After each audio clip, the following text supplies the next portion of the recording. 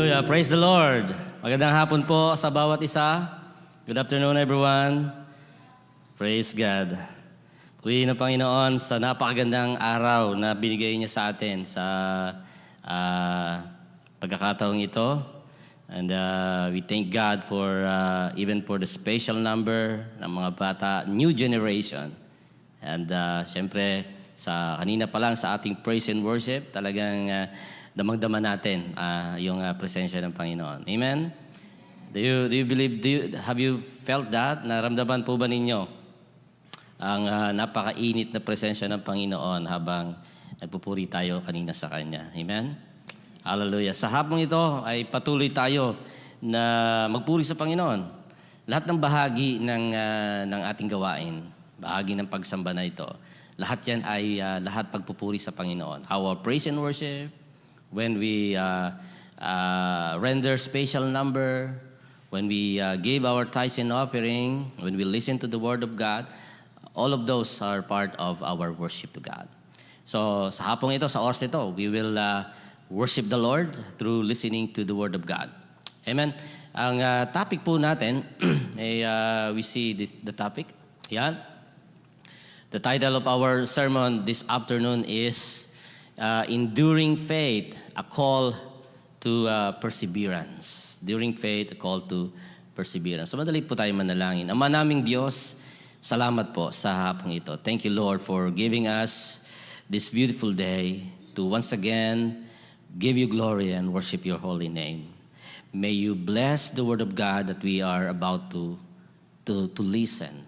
Open our hearts that we will be able to understand your message this afternoon. Thank you, Lord. Ito po ang aming dalangin sa pangalan ni Jesus. Amen. Enduring faith, a call to perseverance.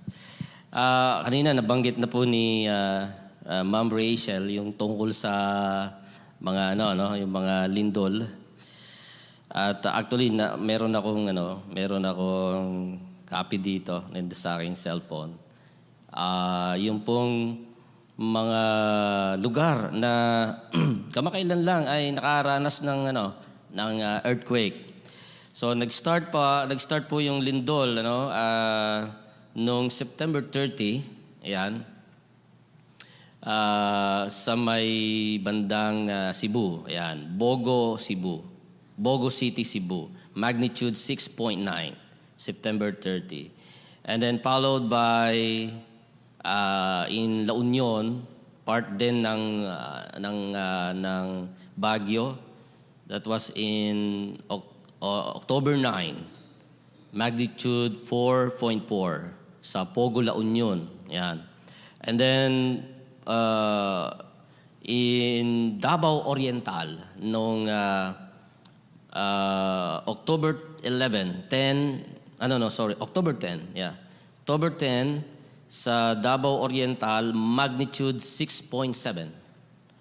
And then the following day, right after that, magnitude 5.5, the same place in Davao Oriental noong October 11. And actually, kagabi, nag-send sa akin yung ating isang kaibigang pastor na taga Calamba, Laguna. Kilala yan ni Brother Joel, si Pastor Rene. He sent me ang isang document o parang isang update regarding sa mga tawag dito, earthquake. At pinakita niya doon sa document na yon na actually nangyayari ang napakaraming lindol sa iba't ibang panig ng Pilipinas. Actually, kahapon lang po, magnitude 4.5, October 11, Makunakon, Isabela. And then the same day, 5.0, October 11, Cabangan, Zambales. And then also, in October 11, in Silagao, Southern Leyte, magnitude 4.1. And then the same day, October 11, Caguat, Surigao del Sur, magnitude 6.2. Sunod-sunod po ito. At hindi ko po maiwasan na maalala yung pong Matthew chapter 24.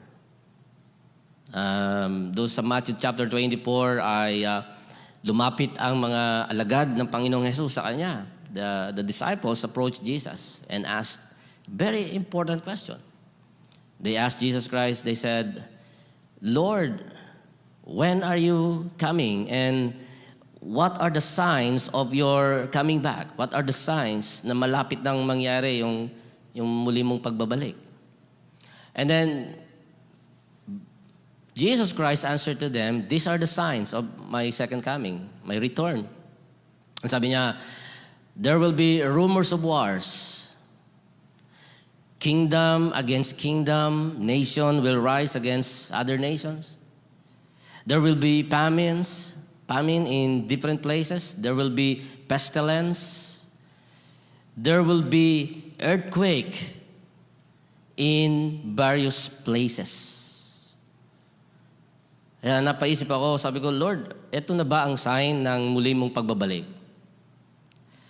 And yung ibang mga, sa Facebook makikita mo, may iba't ibang mga reaksyon or interpretation ng mga tao regarding those earthquakes.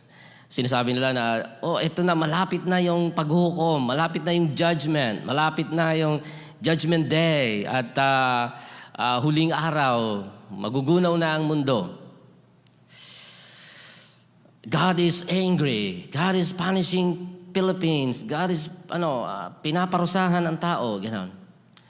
Well, they have their own right to say and to interpret in their own understanding and depends on their opinion. Pero para sa akin, earthquake is not a sign of God's hatred. It means hindi po ito palatandaan na galit ang Diyos at gusto niyang patayin yung mga tao sa pamamagitan ng lindol. But rather, I take this as God's sign of His love. Because through this earthquake, God is telling and sending a message of love, sending a message of preparation. That God is sending a message that I am here and I want you to return back to me. Ibig sabihin, nagbibigay ang Diyos ng tamang panahon para ang tao ay magsisi, magbalik loob sa Kanya, muling mabuo ang kanilang relasyon sa Diyos. So this is a kind of wake-up call from God. At since napag-uusapan naman po yung mga earthquake at yung mga kapighatian, kasi kasunod ng earthquake, siyempre po kapighatian, mga pagsubok sa buhay. Hindi maiwasan na pag-usapan natin yung topic na to, enduring faith, a call to perseverance. Kasi papalapit na tayo dun eh. We are going closer and closer sa tinatawag na mga huling araw. Actually, we are already in the last days at paparating na tayo, malapit na tayo doon sa itinakdang panahon ng Diyos. Tanging ang Diyos lang ang nakakaalam. And while we are approaching to that particular time na tinakda ng Panginoon sa Kanyang muling pagbabalik, na ito ay judgment for the unbeliever but glorious appearing, this will be a blessed hope for the believers. Diba? Sa mga hindi mananampalataya, ito po yung araw ng paghukom. Pero sa mga mananampalataya, sa mga believers, sa mga tumanggap kay Jesus bilang Panginoon na tagapagligtas, ang tawag natin dyan, hindi po yan araw ng paghukom. It's not a judgment day, but it is a blessed hope. Kasi yun yung araw na mararanasan na natin. Yung matagal na nating hinihintay na makita ang Panginoon ng mukhaan. To see Jesus face to face. Hindi ba't yun ang hinihintay natin? Hindi ba't yun ang promise ng salita ng Diyos? That we will one day see Jesus face to face. That we will meet our Creator. Hindi ba't yun ang pag-asa na meron tayo, mga mahal na kapatid? Pero habang papalapit po tayo roon, maraming distraction sa ating buhay. Maraming pagsubok. Maraming hamon sa ating pananampalataya. At along the way, habang papalapit tayo doon sa itinakdang araw ng Panginoon, maaring yung iba sa atin bumitaw sa ating pananampalataya. Hindi maiwasan dahil sa mga temptation, hamon sa buhay, dahil sa dikta ng sanlibutan. Madudulas tayo, madadapa tayo, matitisod tayo, titigil tayo sa pananampalataya at paglilingkod sa Panginoon. Kaya nga, kailangan natin yung tinatawag na endurance sa ating pananampalataya. Pagtitiyaga, enduring faith, isang pananampalatayang nagtitiyaga. Isang pananampalatayang may pagtitiis hanggang wakas, hanggang dulo, hanggang dumating ang araw na itinakda ng Panginoon, hanggang dumating ang araw na tinakda ng Diyos ang muling pagparito ng Panginoong Hesus. Kaya sa hapong ito, mga kapatid, nais kong ating pagbulay-bulayan. Yung mga salita dito o yung mensaheng ibinigay sa atin dito na mababasa natin sa James chapter 1 verse 2 to 4. Tingnan po natin, basahin po natin. James chapter 1 verse 2 to 4. Ang sabi dito, mga mahal na kapatid, count it all joy or consider it all joy, my brothers and sisters, when you meet trials of various kinds, for you know that the testing of your faith produces steadfastness or produces perseverance. And let steadfastness have its full effect, that you may be perfect and complete, lacking in nothing. Ito po yung pag-uusapan natin sa hapong ito, mga mahal na kapatid. Faith is tested through trials. Ang isang tunay na pananampalataya ay sinusubok ng Diyos. Nais ko pong ulitin, ang tunay na pananampalataya ay sinusubok ng Panginoon. Masasabi mo lamang na talagang totoo ang pananampalataya mo kapag ito ay sinubok ng Diyos. Our faith must be active and tested. Hindi po passive. Hindi po inactive. Pag passive ang ating pananampalataya, ibig sabihin, hindi ito nagbubunga. Hindi kumikilos. Hindi, walang katibayan. Ang inactive faith, ang passive faith ay walang katibayan, walang proof. Hindi mo mapapatunayan na totoo ang kanyang pananampalataya. Katulad ng isang tao na nagsasabi na mahal ka. Sasabihin niya, I love you. Pero hindi naman nakikita sa kanyang gawa. Diba? Ganon din po ang isang pananampalataya. Ang pananampalataya dapat po ay active at ito po ay masasabi lamang natin na active kung ito po ay dumadaan sa pagsubok. Malalaman mo na matibay ang pananampalataya mo pagkatapos mong mapagdaanan ng mga pagsubok at nananatili kang nagtitiwala sa Diyos. You cannot say na I trust God, pagtagumpayan ko ang mga bagay nito, I am victorious without facing any trials. Di mo masasabing I won the battle without battle. I am victorious without facing any battle in your life. Scars, yung mga peklat, halimbawa, na nakuha mo sa labanan, yun po ang nagpapatunay na nakipaglaban ka, nakipagdigma ka. Sa pananampalataya natin, ay ganun, mga kapatid. Minsan sugatan tayo. Spiritually, sugatan, mayroon tayong mga tinatawag na mga scars, spiritual scars. Spiritual na peklat. Palatandaan yon na ikaw ay nakipagdigma sa iyong pananampalataya. Nakipaglaban ka. Ipinaglaban mo ang iyong pananampalataya sa Diyos. Hindi ka bumitaw sa Panginoon. Sapagkat ang tunay na pananampalataya ay sinubok sa pamagitan ng mga hamon sa buhay, mga trials sa buhay. Isinulat ni Apostol Pablo, ni Santiago o ni James, yung Book of James, para sa mga Kristiyanong Hudyo, mananampalatayang Hudyo, na nakararanas ng matinding persecution at pressure sa kanilang pananampalataya. Ang mga trials ay hindi lamang personal na problema, kundi pati panlipunang suliranin. Yung mga trials natin sa ating buhay, mga mahal na kapatid, nararanasan natin. Hindi lang yan mga pang-personal na problema. Nakakaranas din tayo ng mga economical problem, mga problema natin sa lipunan. Minsan ay, whether you like it or not, you are affected by what you see in the news, yung mga tungkol sa corruption sa gobyerno.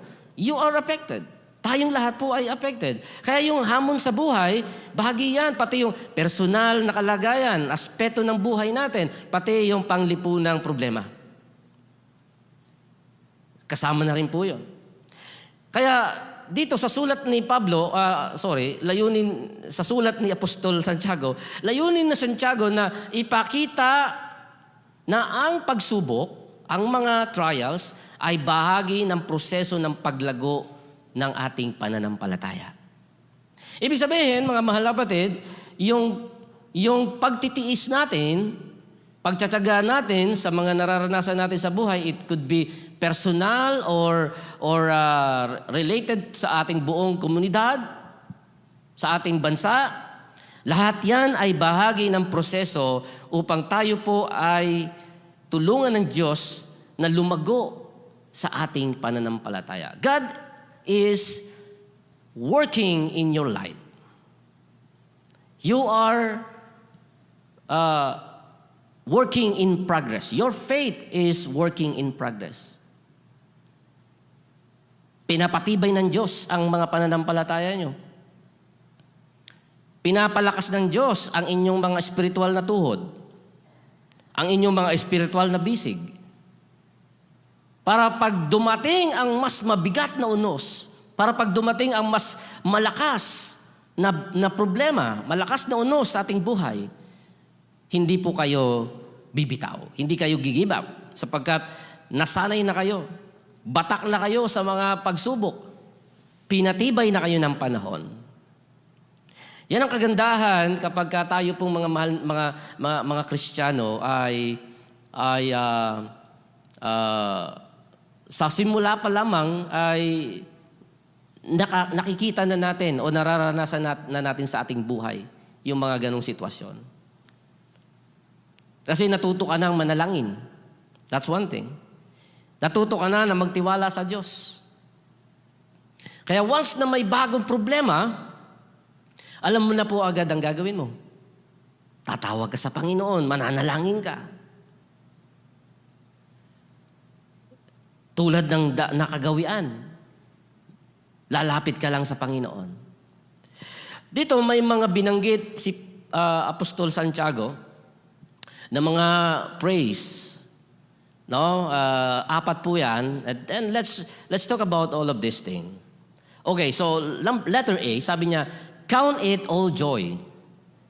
Or in other words, sabi niya, consider it pure joy. In other version, sa NIV version, consider it pure joy.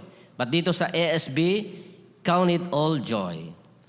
Ibig sabihin, kapag may nararanasan kang problema, pagsubok sa iyong buhay, sa iyong pananampalataya, no, ituring mo itong kagalakan, the Bible says. Ituring mong kagalakan, count it all joy. Consider it pure joy. Teka, sandali lang mga kapatid, no? Para bang sinasabi na matuwa ka pa, no? Humalakhak ka pa kapag may problema ka. Ganun ba ang ibig sabihin ni Santiago? Hindi po. Ito ay tumutukoy sa intentional na desisyon na magkaroon tayo ng tamang mindset, tamang pananaw regarding trials in our life. Hindi po literal na kasiyahan pagka may paghihirap. Pagka binaha tayo, halimbawa biglang malakas ang ulan, binaha ang bahay natin, tatawa ba tayo? Natatawa ba kayo? Masaya ba kayo pag binaha kayo? Kapag ka may sakit ang inyong mahal sa buhay, tatawa ka ba?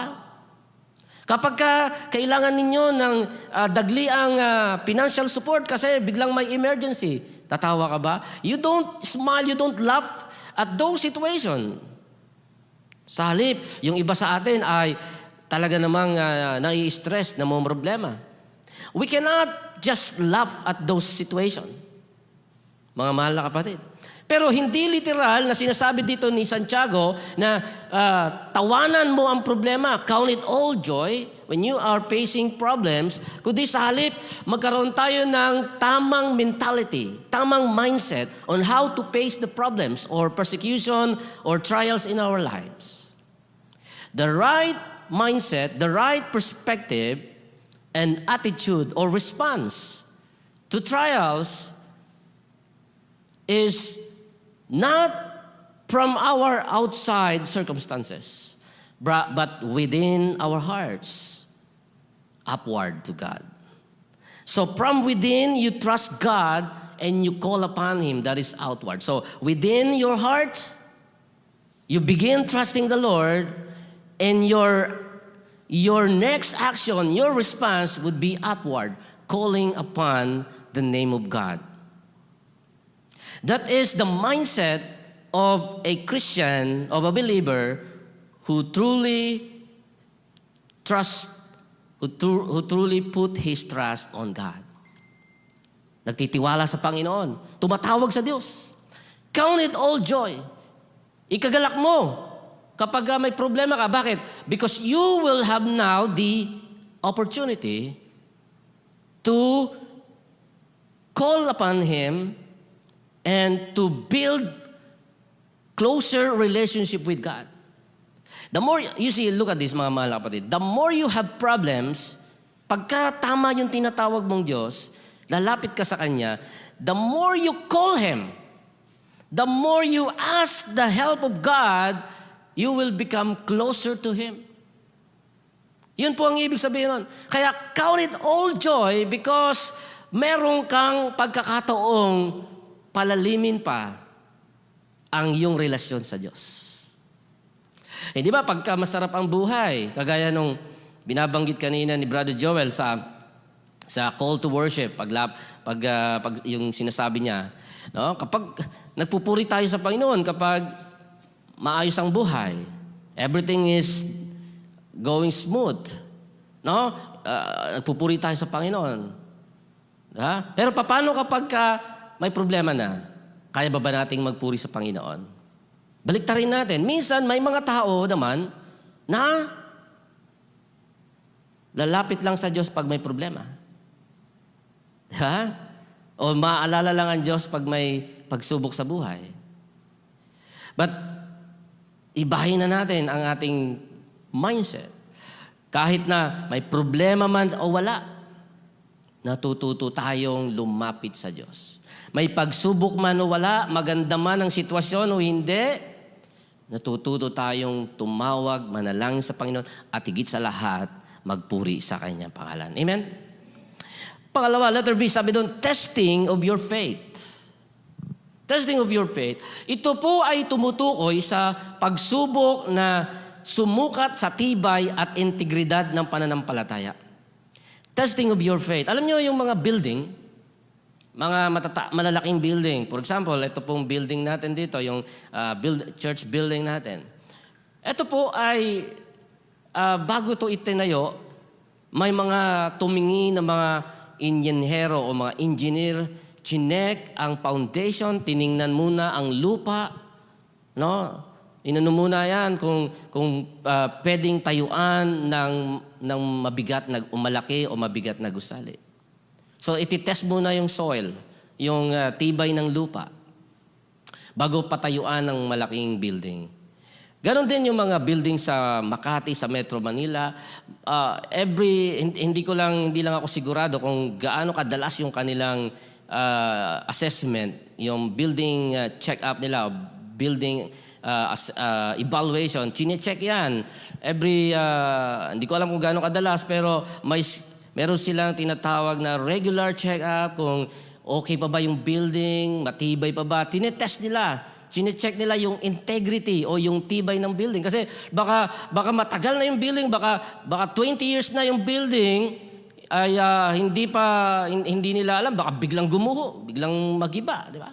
So testing yung mga building kung matibay pa ba sila. Chine-check up. The same thing with our faith, mga kapatid. Katulad din ng pananampalataya natin, mayroon ding testing of your faith. Para makita kung ano talaga, kung gaano katibay ang pananampalataya natin sa Panginoon. Pag tinetest ng Lord ang ating mga pananampalataya, it does not mean that God is punishing us. When God is testing your faith, hindi po ito punishment. Kundi ito po ay training sa atin at opportunity para sa spiritual na paglago.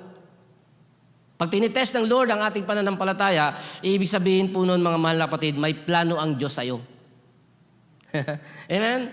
He has planned in your life. Kaya Kanya pinapalago sa iyong spiritual na buhay. Sa pamamagitan ng pagtetesting sa ating pananampalataya, napapalakas ang ating character at endurance at natututo tayong umasa sa Diyos sa lahat ng sitwasyon na ating kinakaharap. Kaya importante yung testing of faith. Don't take it negatively. When God is testing you, do not take it negatively. Sa halip, sabihin mo, Lord, thank you for these trials. I am growing. I am learning. May plano ka sa akin, Panginoon. Letter C, produce steadfastness or produce perseverance. Ang pagsubok ay nagbubunga ng katatagan at maturity sa pananampalataya. The ultimate goal of God, why He is giving us some trials in our life, because He wants us to be spiritually mature. Ayaw niya na manatili tayong baby Christian. Di ba tayo pag unang mga araw o linggo o month na nakilala natin ng Panginoon, yung attitude natin parang the same with worldly. The same pa rin ng mga taga-sanlibutan. Di ba? Ganon din yung mga bata, mga baby. Baby Christian pa rin yung iba. Ilang taon na sa church, baby Christian pa rin, worldly pa rin. Di ba? Gusto ng Panginoon na mag-mature tayo.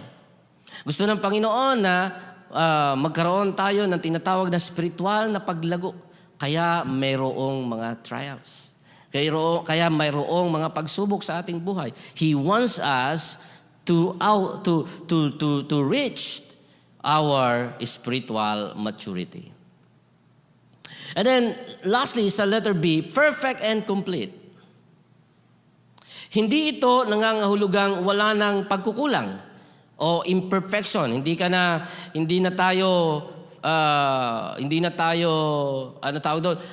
perfect na tayo. Hindi ang ibig sabihin nun, perfecto ka na, hindi ka na magkakamali. Kundi, yung sinabi ditong perfect and complete, tumutukoy ito sa spiritual na maturity at buong pagtitiwala sa Diyos.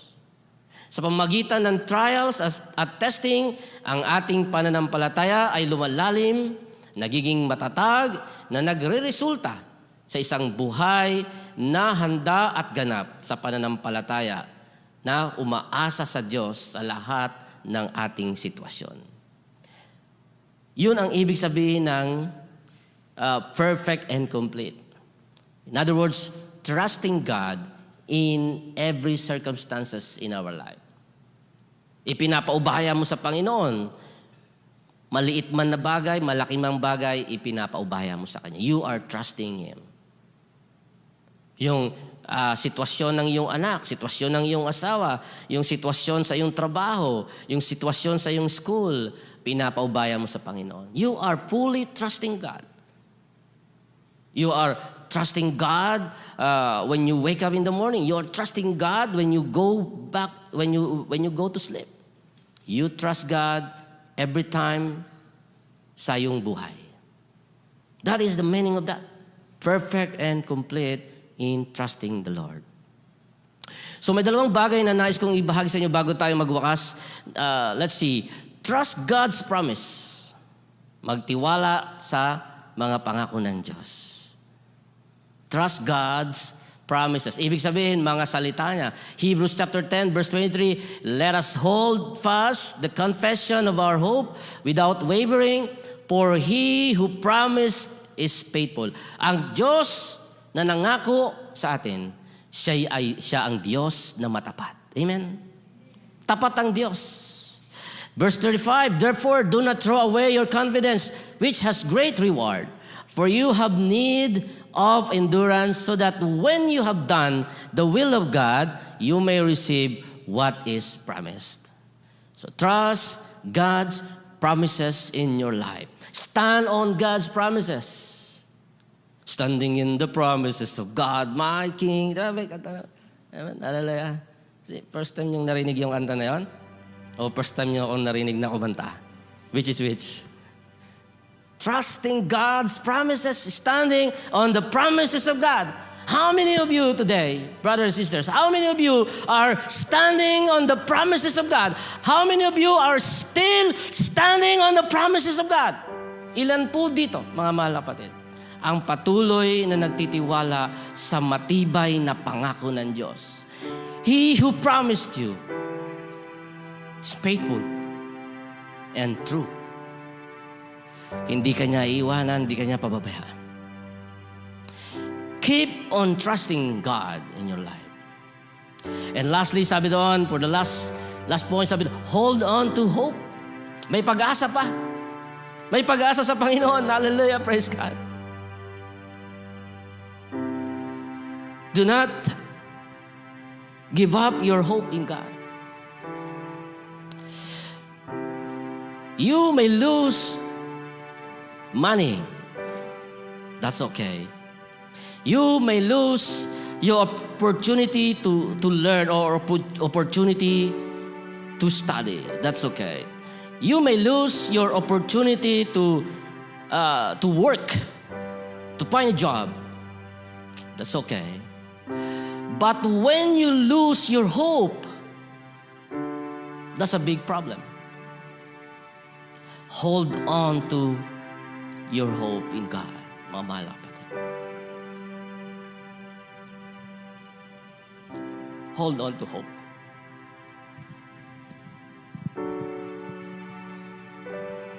Not only that, but we rejoice in our sufferings, knowing that suffering produces endurance, and endurance produces character. And character produces hope. And hope does not put us to shame, because God's love has been poured into our hearts through the Holy Spirit who has been given to us.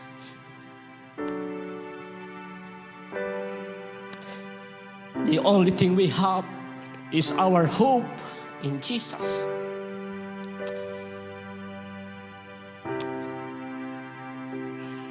Dumaan man tayo sa maraming pagsubok sa buhay, mga mahal na kapatid. Huminto man ang ikot ng mundo. Magkaroon man ng mga lindol sa iba't ibang panig ng mundo. But when we hope is on God, when we trust Him, when we put our hope in Jesus, His name, we will overcome. And I know and I believe, ang Diyos na nagmamahal sa atin, kailanman ay hindi magpapabaya sa ating lahat. Mahal tayo ng Panginoon. Mahal tayong lahat ng Diyos. Tayong lahat. Mahal kayo ng Panginoon, mga mahal. Magtiwala kayo lagi. Umasa tayo lagi sa Panginoon. Put your hope in God. Let us pray.